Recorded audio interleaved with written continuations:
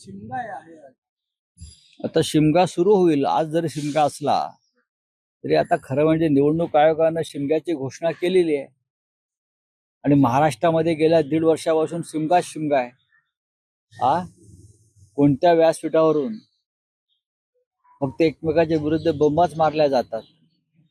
त्याच्यामुळे आता शिमग्याचं महत्व जे होतं एकेकाळी तो शिमगा राहिला नाही. आता जनतेला रोज शिमगा पाहायला मिळतो. बातम्या लावला की शिमगा, बाहेर गेलं की शिमगा. ठीक आहे, एकदा हा जो शिमगा सध्या सुरू आहे, पक्षफोडीचा, आरोप प्रत्यारोपांचा, चिखलफेकीचा, अटका बेकायदेशीर, हा शिमगाच आहे. हा लवकर संपेल अशी आम्हाला अपेक्षा आहे आणि पुढल्या वेळचा शिमगा हा आपला खऱ्या अर्थानं सांस्कृतिक धार्मिक उत्सव म्हणून साजरा करू, याच आमच्या शुभेच्छा आहेत. कोणत्या प्रवृत्तीचं किंवा कशाचं दहन आज करावं असं वाटतंय?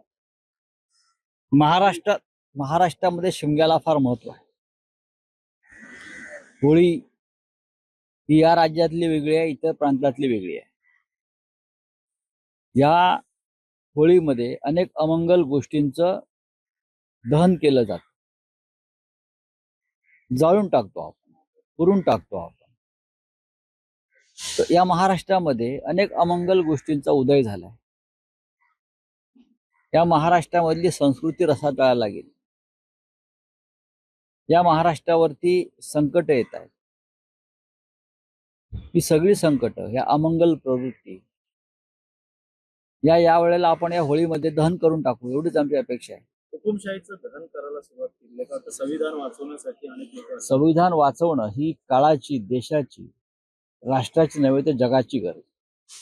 भारतातलं संविधान हे जगासाठी आदर्श संविधान आहे आणि हे सरकार, देशातलं सध्याचं सरकार हे रोज उठतंय आणि संविधानावरती एक घाव घालतंय.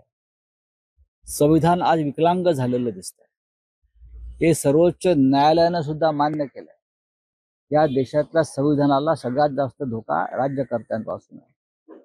त्याच्यामुळे संविधान वाचवणं आणि संविधानावर जे हल्ला करतायत त्यांचे त्या होळीमध्ये दहन करणं हे आमचं कर्तव्य आहे, राष्ट्रीय कर्तव्य आहे.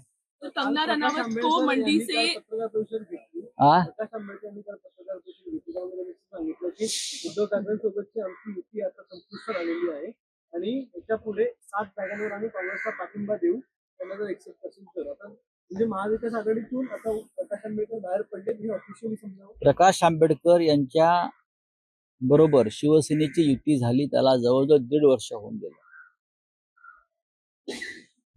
आणि ती अत्यंत चांगल्या हेतूनं झालेली युती होती. त्यात लोकसभेचा विचार झाला नव्हता. प्रामुख्यानं विधानसभा आणि महानगरपालिका या संदर्भात एकत्र काम करता येईल आणि महाराष्ट्रात सध्या जे सुरू आहे त्याच्या विरुद्ध एकत्र लढता येईल, ही तेव्हा 2 नेत्यांमधली भूमिका होती.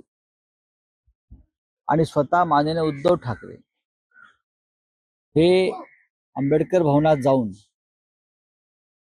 त्यांनी माननीय प्रकाश आंबेडकर यांच्याबरोबर ती घोषणा केली. तेव्हा या महाराष्ट्रामधल्या सर्व समाजामध्ये एक चैतन्याची लाट उसळली. ठाकरे आणि आंबेडकर यांचं नातं फार जुनं आहे. ते एकत्र आले, त्याचा आनंद महाराष्ट्रातल्या तमाम जनतेला झाला. राजकारणातील प्रत्येक अचूक बातमीचे सर्वात आधी अपडेट्स मिळवण्यासाठी सरकारनामाच्या सर्व सोशल मीडिया प्लॅटफॉर्मला लाईक, फॉलो आणि सबस्क्राईब करा. तसंच सर्व नोटिफिकेशनसाठी बेल आयकॉन प्रेस करायला विसरू नका.